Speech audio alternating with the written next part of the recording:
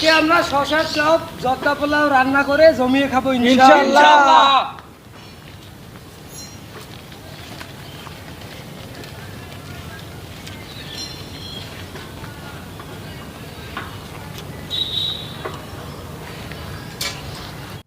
আজকে আমরা শশার চপ জর্দা পোলাও রান্না করে জমিয়ে খাবো এবং সকলকে খাওয়াবো ইনশাআল্লাহ।